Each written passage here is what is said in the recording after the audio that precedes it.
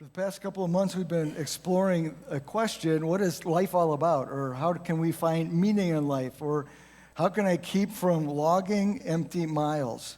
And we've been looking at a book in the Bible that was written by a guy who wrestled with this question quite a bit. And it's kind of surprising to us when we know the story of his life that he wrestled with it so much, because he seemed like he was the guy who had it all. And yet he gets to the end of his life and said, man, it seems like I had it all, but I didn't really have it all figured out in any way, shape, or form.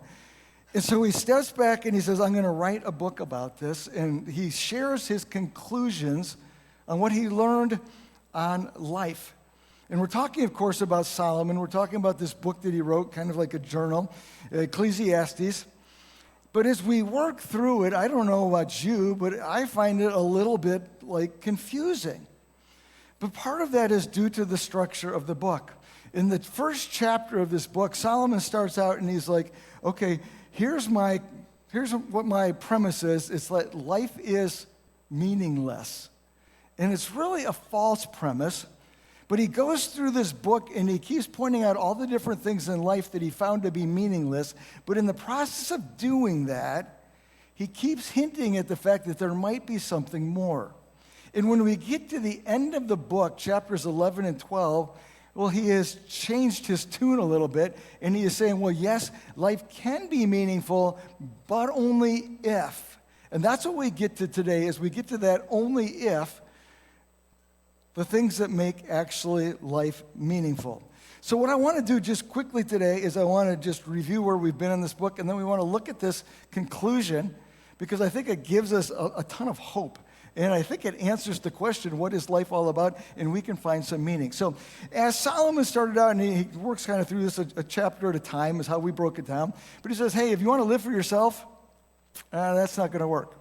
Trust me, I did it. It didn't work. If you want to chase a variety of experiences, if you're going to make life all about whatever you can do and experience and make sure that you don't miss out anything, that's not going to work.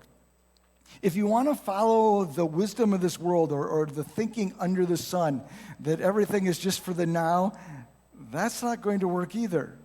If you're going to fill your calendar to the full, so it's overflowing, so you got yourself so busy that you don't have time to think about anything else, and then you don't have to find time to feel depressed or sad or anything like that, well, that's not going to work either.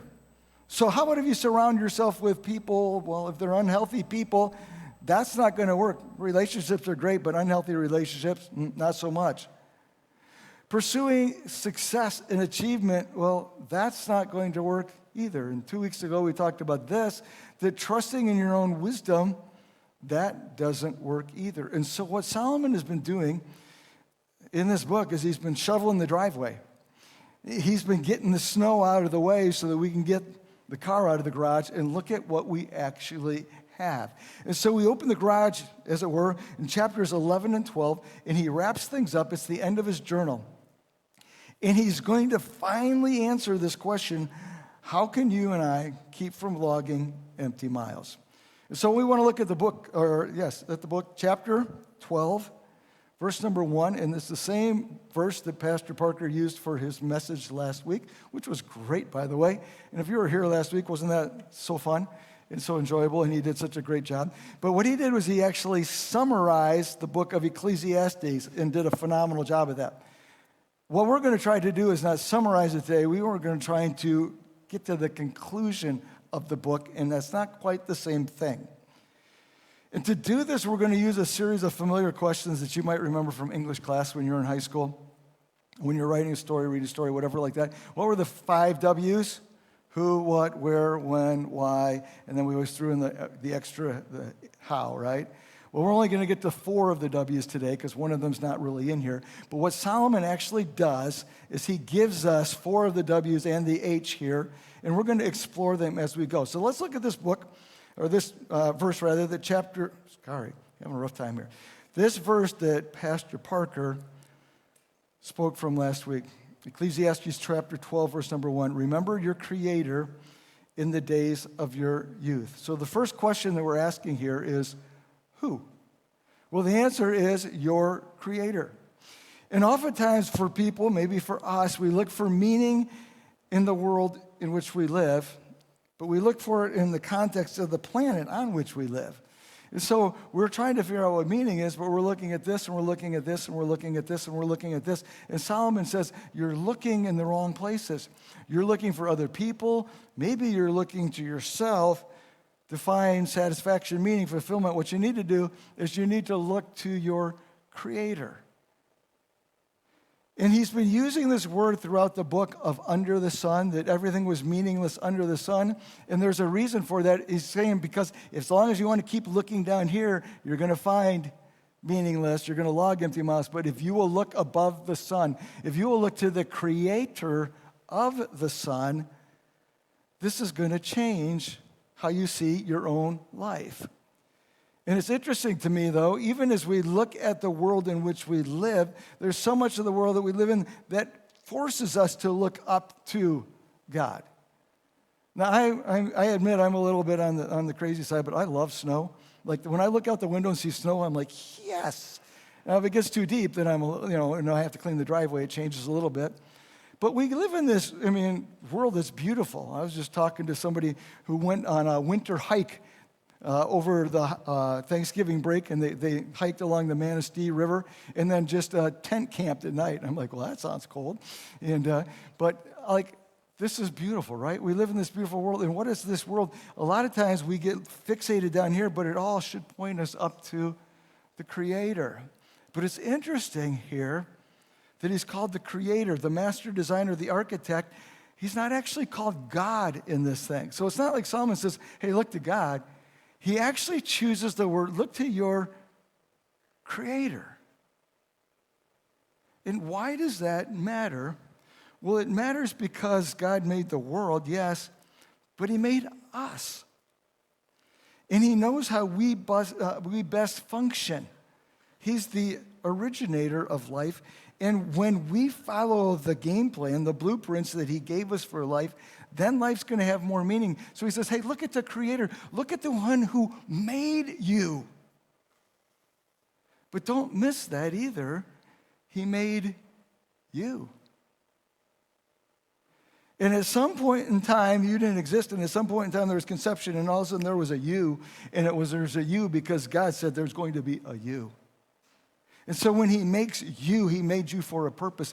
And that right there sets us in a good spot, because it's like, I'm here, and if God put me here, there must be a reason why I'm here. And we live with that. We're always searching for that purpose. Well, the purpose is built into us, because the fact that God is a creator, he created us. And he says, hey, look to me then. If you remember your Creator, that's going to give more meaning to your life. We all come with a sense of the divine. But when we talk about a Creator and we don't talk about him as God, it's a reminder to, God's we have this picture that's kind of a little bit like commonplace. When we say Creator, we get a little bit more descriptive. But we think of a Creator as somebody who makes something, who crafts something, who writes something. He's the author, he's the artist, he's the storyteller. And so when we remember our Creator, it should inform us of the fact that God is writing a story of our lives. We're not just some random person who just all of a sudden appeared on this planet. We are a part of the script that God is writing, and each of us has an important part of that. And so we have dignity and we have importance, and that's every single person on this planet.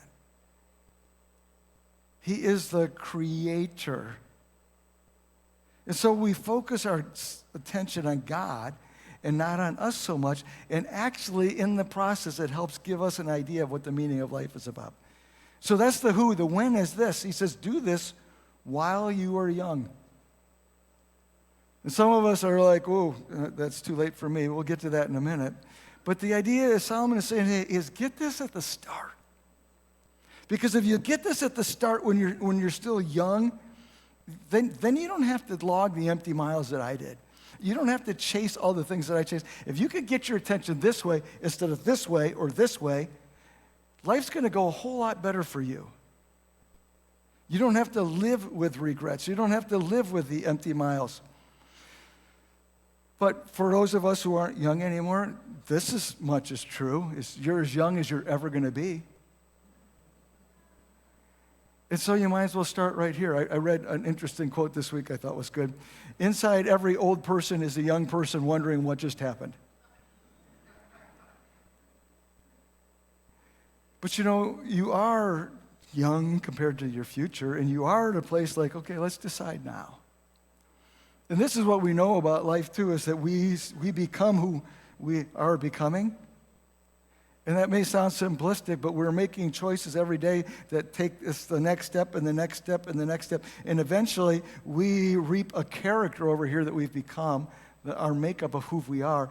But it's all those choices along the way. Well, wherever you are on the path, you can start making the choices that are still going in the right direction. And so to all of us, I'd say, hey, if you're young, okay, look up. Remember your Creator. And if you're not so young, take it where you are and look up and say, from here on out, because who knows how much time we have. And then there's the what. And the what is where it started, and it's like, remember. Keep in mind, each and every day. Most of us don't forget that there is a God. We just live like we haven't thought about it in a while. And that's this idea of remembering. It's where we actually introduce and bring the spiritual, and we bring God into our everyday lives, into our everyday thoughts, where we are seeing the world through that lens that's actually God. And that's what it means to remember. And I don't think most of us consciously say, okay, God, I don't want you to be any part of my life. And yet we just kind of do that. Like, I'm going to take care of that. And it's not like, well, sometimes like I don't want to bother God with that. You can't really bother God with anything. But it's like, how do we take everything that is in life and make sure that God's a part of that? So it's not really a case of forgetting. It's a case of choosing to include God. And so that's what it means to remember your Creator. That is the who, the when, and it's part of the what, and there's more to the what. And that's later on in Ecclesiastes chapter 12. And you can jump down to verse number 13 there. But before you do that, I wanted to read from Q's journal. And 2 weeks ago, at the end of the service, I forgot to read his closing entry, and I want to read it here because it sets us up for what comes in these next few verses. And so if you'll recall, we've found this car beside the road, and we've opened up the door, and we found this journal sitting on the seat, and we've been reading along with this author, the mysterious Q, of what's going on in his life. And he has just walked up, or he's run into an observation tower, parked the car, he's walked up to the top of that, and he's looked back over his past. And so we read from there. It says, for the longest time, I just stood there, staring back at my past. But eventually a question rose in me, can I see my future from here? So I turned around. At first, all I saw was fog, a hazy mist that swallowed everything ahead. But slowly it thinned just enough for something to come into view. A cemetery. I don't know why that surprised me. That's where we're all headed, isn't it? Still, I found myself staring, trying to judge the distance. But I couldn't. I had no sense of how close or how far it really was. And that uncertainty settled over me, heavier than I expected. And so the same is true here for Solomon. He's kind of climbed up this tower, and he's looked back over his life, and he said, hey, I've kind of messed this up. And when he gets to Ecclesiastes chapter 12, verse number 9 is actually what we're going to read. He's coming down from that tower, and he's looked back, and he's looked up, and he says, oh, the end is coming here. And this is where he gets to really his formal conclusion, verse number 9. Not only was the teacher wise, but he also imparted knowledge to the people. He pondered and searched out and set in order many proverbs. And here he's speaking of himself in the third person. But he refers to himself as the teacher. In Hebrew, that word is koheleth. And it actually starts with the equivalent of the letter Q, not K or what we might expect. which is the answer to what some of you have been wondering. Why is the journal always signed Q? Well, it's short for Koheleth.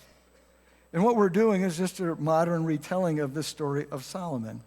But verse number 10, the teacher, or Q, searched to find just the right words. And what he wrote was upright and true, and I love that. It's like how hard he's working to convey what he wants to say here. The words of the wise are like goads. They're collected sayings like firmly embedded nails given by one shepherd. They're the guidelines that keep people on the path. Be warned, my son, of anything in addition to them. Of making many books there is no end, and much study wearies the body. And then he says this in verse number 13. Now all has been heard. I've said everything I have to say. Here's the conclusion of the matter. Fear God and keep his commandments, for this is the whole duty of mankind. If you want to know what life is all about, if you want to find meaning in life, if you want to know what your purpose is, it's this simple. Fear God, keep his commandments. It's not all these things that you have to figure out. It's just doing what God asks you to do. And it's not all these things that you have to achieve. It's just fearing God and doing what he asks you to do. And it's not making a great name for yourself. It's just simply fearing God and doing what he asks you to do. And can I add to that? And living in whatever it is that God's chosen for us. And so Solomon says the what is to remember, but it's also to revere. And he says this in verse number 13. Hey, fear God. Get your eyes off yourself. Get your eyes off and look up there and realize and recognize who God is. And fear God. And respect him and honor him and worship him. And if you want to find your meaning in life, there it is. Just figure out who God is and worship him. Just figure out who God is and enjoy that relationship. And then he says, remember, revere, but also respond. Keep his commands. Choose to live according to what he's told us. And it's not because God's the big boss saying, here's what you have to do, here's what you have to do. It's God who is the creator saying, here's how I made you, and here's how I made this world that you live in. If you'll just do what I'm saying here, your life is going to be fine. So respond by keeping his commandments. It's really that simple. Remember, revere, respond. And he goes on in verse number 14 and says, for God will bring every deed into judgment, including every hidden thing, whether it is good or evil. And this is the cemetery that we see from the top of the tower. And this is the end that Solomon's looking at. And he is saying God will bring every deed into judgment. There will be an end of this, including every hidden thing, whether it's evil or whether it's good. And so he says, with that in mind, though, we need to remember a couple other things here. And what we're doing here is answering the question, how? So how are we supposed to do this? First of all, and this is just review, but you can go back to chapter 11, verses 7 to 10. He says, enjoy the life you've been given. If you want to know what meaning in life is or what your purpose in life is, here's, at a base level, enjoy what God has given you. It's a gift. Enjoy the gift. And maybe that seems simplistic, but most of us are really bad at that. He says this in chapter 11, verse number 7, light is sweet and it pleases the eyes to see the sun. How many ever years anyone may live, let them enjoy them all. Verse number 9, you who are young, be happy while you are young. Let your heart give you joy in the days of your youth. And this is actually an instruction saying, do this. Live a joyful life. Pursue the things that bring real and true joy. A commentator on the book of Ecclesiastes, C.L. Can't say his name, sorry. But he wrote this, he said, human beings are supposed to enjoy life to the full because that is their divinely assigned proportion. And God calls one into account for failure to enjoy. Enjoyment is not only permitted, it is commanded. It is not only opportunity, it is divine imperative. And we sing songs at Christmas time like Joy to the World, but that is what God wants for us. He wants us to experience joy. And a lot of times we describe God in all these terms of, he is omnipotent or he's eternal. He's also joyful. And God's saying, I want you to enjoy that joy that I have to give to you. That's part of what it means to have a relationship with God. Because in relationships, we enjoy the gifts that we receive. And what God does is he says, here, I'm going to give you life. And God didn't create us because he has some big need. He created us for our sakes. And he says, I'm going to give you life. Now enjoy this. This is my gift to you. Life itself. Life is a gift of God to be enjoyed, not merely figured out. And sometimes that's what we do, isn't it? I got to figure this out. I got to make this work. I got to know the answer to this. I got to see where this is all going. I've got to plan this. I've got to whatever. And the truth is that it's just a gift to be enjoyed. Gibson, who wrote the book Living Life Backwards, I know some of you have been reading it. It's a great book. He says this, there is one way of looking at the world that sees God's goodness gifted to us and that causes us to live with constant wondering at his daily provision. But there is also another way of living that feels constantly slighted by God and others. It becomes a greenhouse for bitter roots to flourish, and sometimes that's what we do. We look at life and instead of enjoying it, we look at everything that's gone wrong, and then we become angry and we become bitter. And we lose our appreciation, and we lose our gratitude, and we lose our joy. Even this book of Ecclesiastes, doesn't it feel heavy sometimes when you're reading it? I mean, he's just like, this doesn't work, and this doesn't work, and this doesn't work, and this doesn't work, and it's like, oh, wow. But why did Solomon, why didn't it work? Because he missed it. But he missed it when it came to this idea of joy, and he missed it in an interesting way, though. Solomon made his gifts his gods. And in an effort to find joy and enjoyment, he went to all of these gifts that God's given him, and he misused them, and he exploited them, and he found emptiness in them because he looked for those gifts to be the fulfillment to his life instead of to God, who gave the gifts. And we live in a world that's gone crazy, and we have all these gifts, don't we? We have all the entertainment, and we have all the luxuries, and we have all the conveniences, and we dive into those and like, I'm going to find my joy here, and we look to those things for our joy, but that's not where the joy comes from. The joy comes from the one who gave us those things.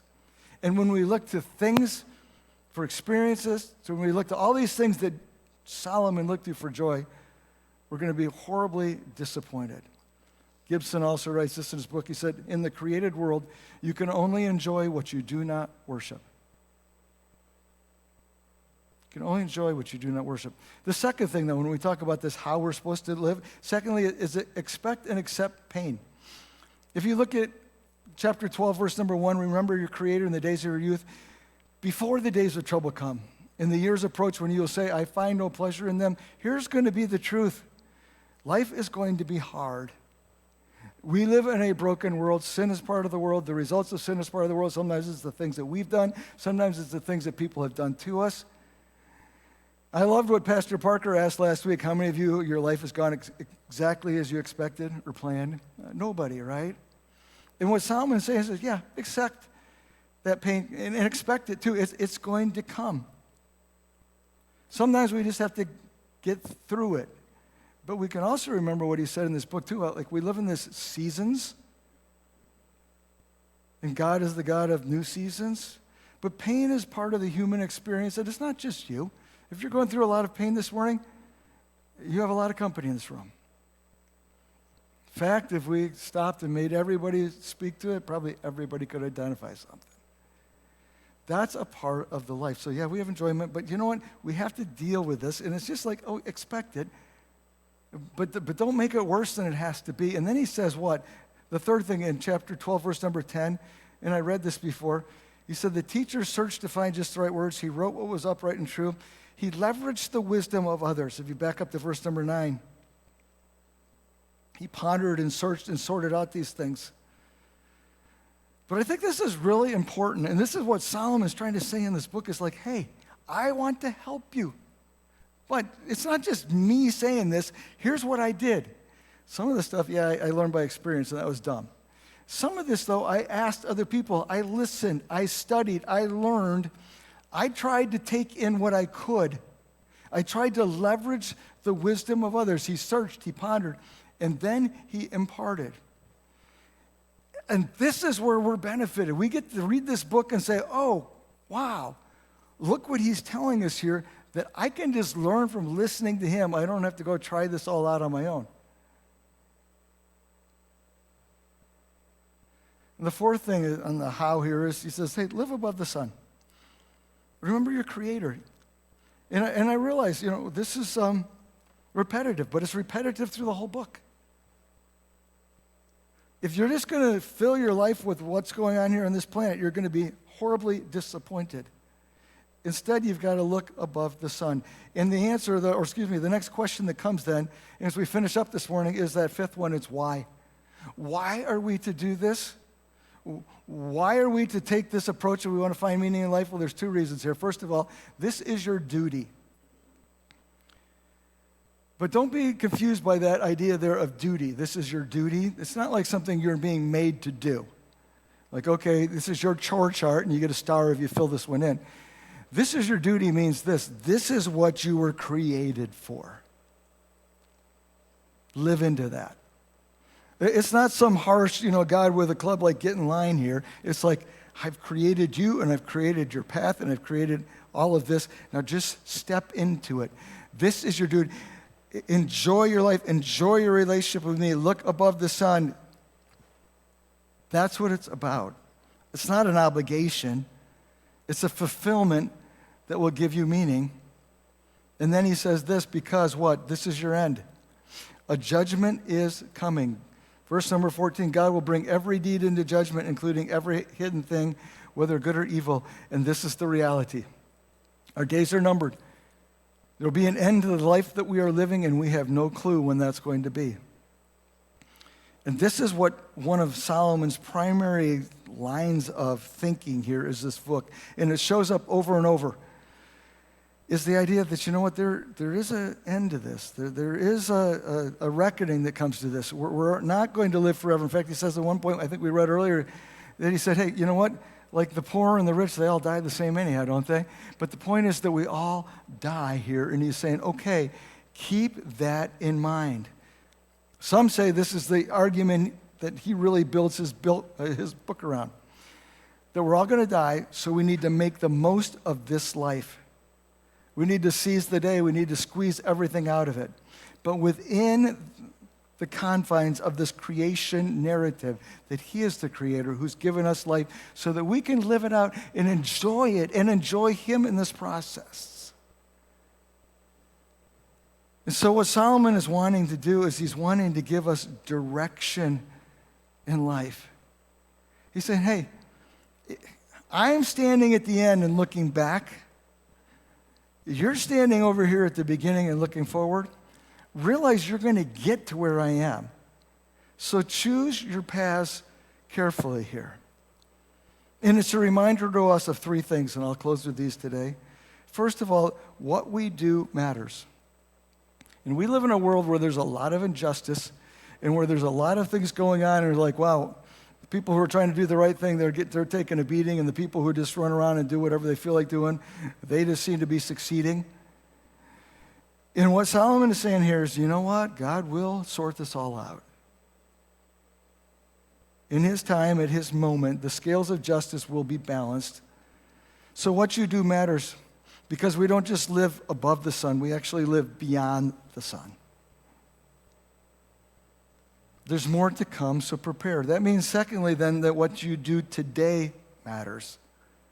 Because we are creating destinies. While we are still young here, every choice that we take takes us in a direction of who we will become. So today actually makes a difference, because today we are creating a destiny. And then thirdly, what you do matters beyond today. It's really interesting if you go through the book of Ecclesiastes. Solomon never really makes a big deal about the next life. He hints at it in a couple of places, like Ecclesiastes 3 talks about he set eternity in our hearts. I think this is one of the reasons, though, that Solomon's life felt so empty. Because he didn't really have a full understanding of what was to come. And there was something in his mind is that he had to get it all figured out on this side of the grave. When the Bible clearly teaches us that there's another side of the grave. And that's what starts to give us perspective and even what starts to give us purpose. And so the challenge is not just to look up, it's to look beyond and to see what's coming next. And as we look up, we see God, but as we look beyond, what do we see as well? We see God. And God's given us this life, and he said, hey, I want you to enjoy this. And sin came along and it messed it up. And so what did God do? He says, you know what, I'm going to fix that. And he sent his son, Jesus Christ, into this world, and we celebrate that at Christmas. And Jesus came, and he lived as a man. Don't you love that? I mean, he could have showed up like on what? Like on Wednesday, got crucified on Thursday, been in the grave for 3 days and rose again on Sunday. And I mean, he could have done it all in a week. But he chooses to live as a man, and he validates this life that we live. And he gives us a picture of what it means to live well. And he gives us a picture of what it means to live with meaning. It's just to accept the role that God's given to you and to walk that path and to be okay with it and to do your best you can with that. I mean, obviously, Jesus was doing that perfectly, but he sets that example for us. But it actually took him to a cross where he died for our sins, where he's buried, he rose again, went to heaven. And today we look beyond the grave because Jesus rose from that grave. And we know that the grave is not the end, that there's more to the story. And so as we look at our lives, we need to be reminded of the fact that, yeah, there's days where it feels pretty meaningless and it feels pretty empty. And there are miles that it's like, wow, that really wasn't great. But we can look up and we can see that God is the creator who's arranging and crafting not just us, but our story. And we can look beyond and realize that there is more to this life. And we can live this life to the full. Jesus said, I want to give it to you to the full. But we can also be expectant of something that's so much better to come. And so the idea here is like, hey, Solomon said life is going to be meaningless unless you look up, unless you look beyond. So this morning, maybe you feel like you're logging empty miles. You're trying to outdistance the pain, the frustration, and the meaningless. You're not alone. You've got a lot of company in this road, or this world. This road is full of people who are all hoping to get somewhere and all the while going nowhere. That was the story that Solomon lived. Maybe that's been your story too. But it doesn't have to be. And that's what Solomon is trying to tell us. That he was carefully choosing his words, hoping that we would listen. So I want to read the final journey here that we find in Q's journal as we conclude here this morning. So I climbed back down from the tower, sat on the steps for a while. Suddenly, I was no longer in a hurry to get to the end of the road, especially now that I'm starting to figure it out. I'm ready to be done with logging empty miles, so I'm saying farewell to the car. No, there's nothing wrong with it. If you found it, you can have it. The keys are in the ignition. But I would caution you, it's not going to make your life any better. It's not a gift. No, my friend, if you have found this journal, that is my gift.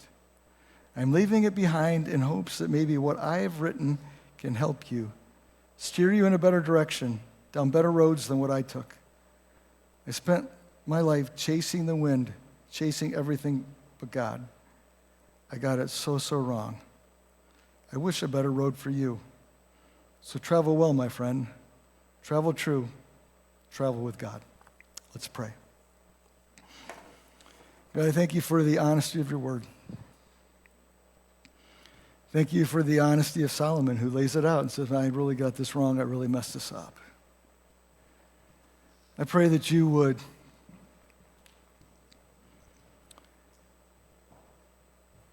help us this morning to really sort through where we are in our stories, in our lives.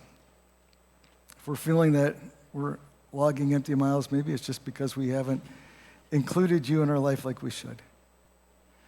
And maybe you're here this morning and this whole God thing, this whole Jesus thing is a little bit of a mystery and you're trying to figure it out. Jesus came so that the wreck that sin brought in our lives could be fixed. And we still feel the pain of it, but we don't have to feel the penalty of it, and we don't have to worry about the future because someday it'll all be taken from us. And that's through Jesus Christ and starting a relationship with him. If you've never invited him into your life, you can do that this morning where you sit. Simple conversation between you and God. God, I believe you're my creator. You gave me life, but I want my life to be about you and about Jesus. And I want to follow you and trust Jesus. Maybe this morning you are a God follower, you've trusted Jesus, but you need to be reminded of 3 simple words. Remember, revere, respond.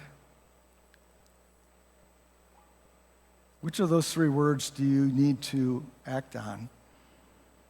You take a minute in your conversation with God and make your decision. And so, God, we pray that you would deliver us from empty miles. I pray that you give us lives that are fulfilled, not that are all figured out, not that are all perfect, but lives that we can enjoy, lives that even the pain can be mitigated, lives that can have purpose and meaning and fulfillment. We can only get this from you, and so we ask it from you. And praise in Jesus' name. Amen.